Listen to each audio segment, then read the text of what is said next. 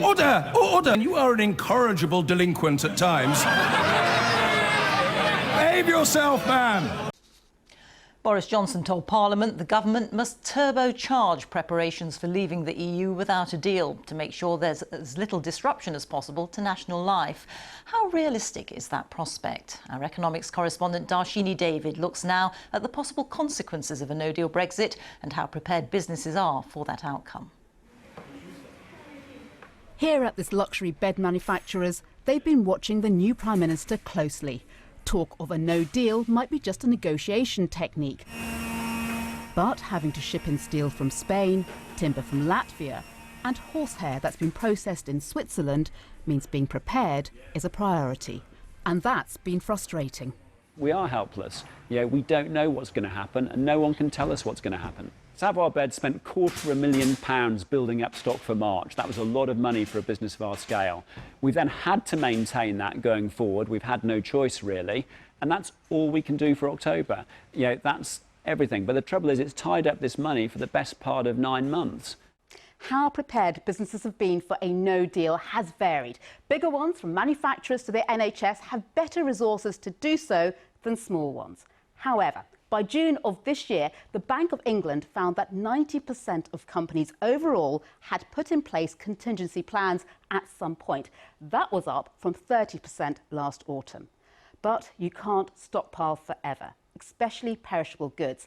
As the Brexit deadlines have been extended, the bank also found that only half have maintained their contingency plans. And how prepared firms are will matter hugely to the wider economy. I think there is an assumption that a no deal is going to be a complete disaster. I think that's a possibility, but the fact that some businesses have done quite a lot of preparations, or a lot of businesses have at least done some, suggests that the worst case scenario is unlikely to happen. But there are some things that can't be prepared for. In the event of a no deal, goods crossing borders could face delays and incur extra charges or tariffs. The government has already said it won't add those to most European imports, but they'd still apply in some areas, adding 10% or £1,500 to the price of a typical family car. Then there's a reaction of the markets. Regardless of tariffs, a weaker pound makes imported goods from food to clothes more costly. Now, at $1.25, sterling has been hovering close to its lowest level against the dollar for around 2 years. A disruptive no deal could push it down even further, say analysts.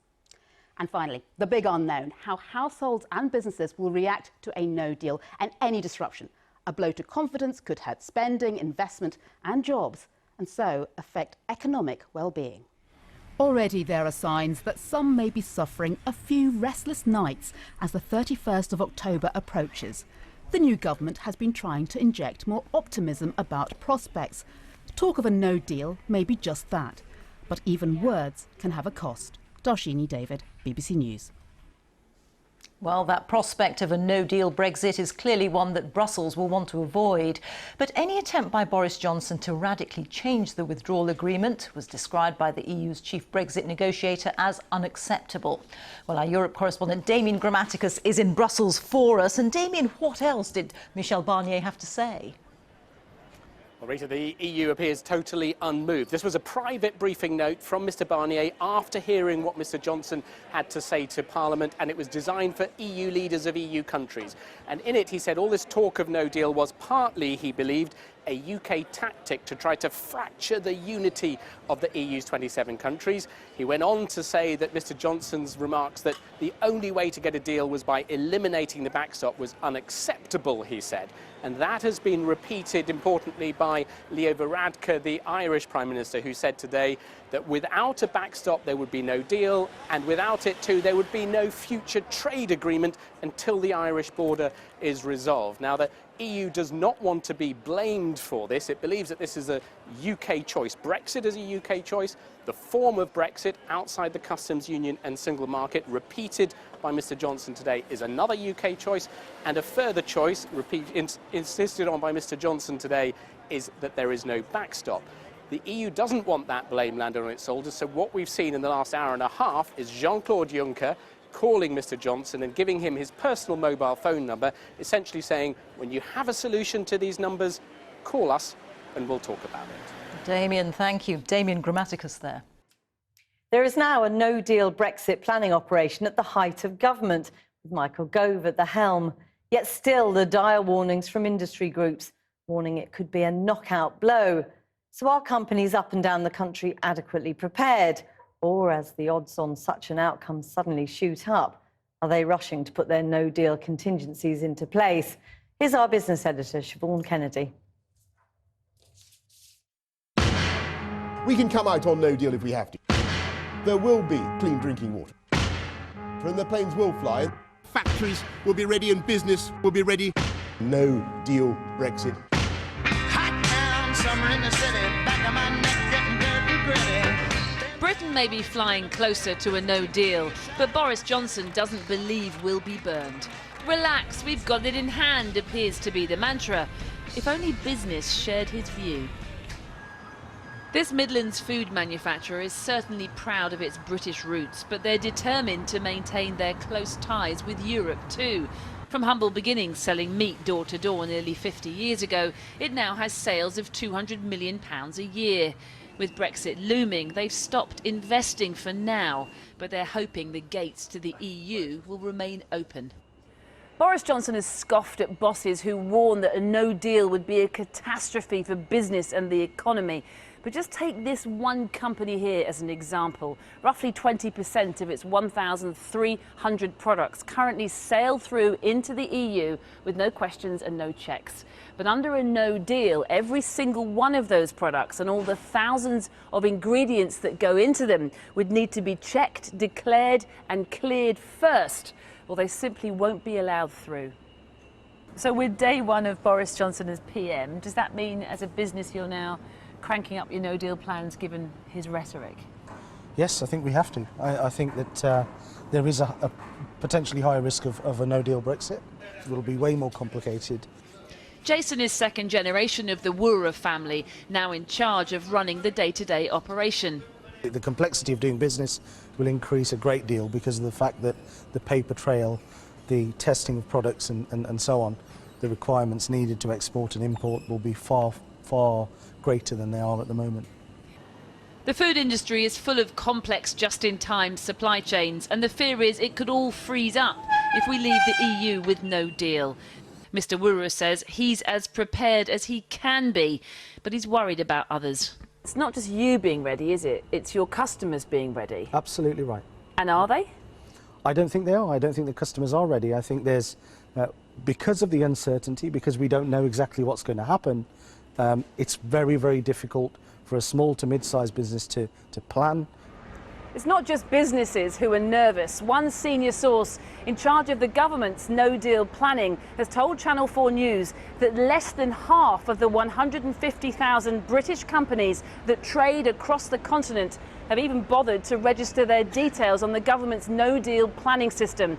And if they don't do so by the end of July, it'll be too late. That's an assertion that Boris Johnson would probably dismiss as poppycock. But he did admit today that more planning would be needed in the event of a no deal. We must turbocharge our preparations to make sure that there is as little disruption as possible to our national life. And I believe that that is possible with the kind of national effort that the British people have made before and will make again. He might be confident government will sort it. Others see it differently. Businesses are concerned that government agencies aren't ready for a no-deal exit, that indeed many of the practical details that they need in order to get on and trade aren't sorted, and that they don't have the clarity on so many real-world questions like who can I hire, will my goods get across borders, is it going to cost me more to trade? Bend down, isn't it a pity? Doesn't seem to be a shadow in the city. This week's heatwave will no doubt soon peter out. But for business, the heat of a no deal looks set to keep on rising. Well, regardless of the fears expressed by industry about the impact of a no-deal Brexit, there's growing speculation that Boris Johnson will shift dramatically from years of austerity and go on a £1 billion spending spree. Sajid Javid will be expected to deliver that as the new Chancellor. So what might he do? Our economics correspondent Helia Ebrahimi is here. Helia, what do we know about Sajid Javid's instincts? Well, they seem rather changeable. He was always known as this arch Thatcherite, so much so that he had a framed picture of Margaret Thatcher in every one of his offices.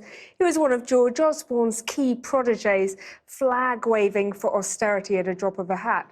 But now he's become one of a growing number of Tories that have done this volte-face from fiscal prudence at any cost to spend, spend, spend. And I think a further complication is that he presented himself as a Remainer, and yet here he is at the heart of a very hard Brexit government. So how much might he spend? Well, here's the shopping list. He'd like to see 20,000 police. That'll cost about £1 billion. He wants to increase spending in education to the tune of £4.6 billion. He wants social care to be a priority. We don't know by how much, but the ask is £8 billion. He wants to show love to public sector workers, and for every 1% increase in pay, the bill is £1.9 billion. And Jackie, this doesn't even include Boris Johnson's controversial promises on tax cuts, which may end up costing £26 billion. Elliot, thank you very much. Oh, sorry. I was just going to add to that, you know, the issue is that the government ends up spending before every election cycle. So that gives you a flavour of what the Boris camp may be war planning for. But the scale of what's being done, it marks a radical departure from what Conservatives have been doing over the last 10 years. Some economists are talking about Sajid spending an extra 2% of GDP. And to give you some context, Jackie, the total cost of austerity has been £200 billion. A few years ago, Labour's radical manifesto promised an extra £48 billion, and that provoked raised eyebrows from Tories everywhere. And yet here we are today, and the Boris and Sajid show could end up matching that, because 2% of GDP would add up to £44 billion. This time. Thank you very much. Sorry for trying to cut you off early. I've been getting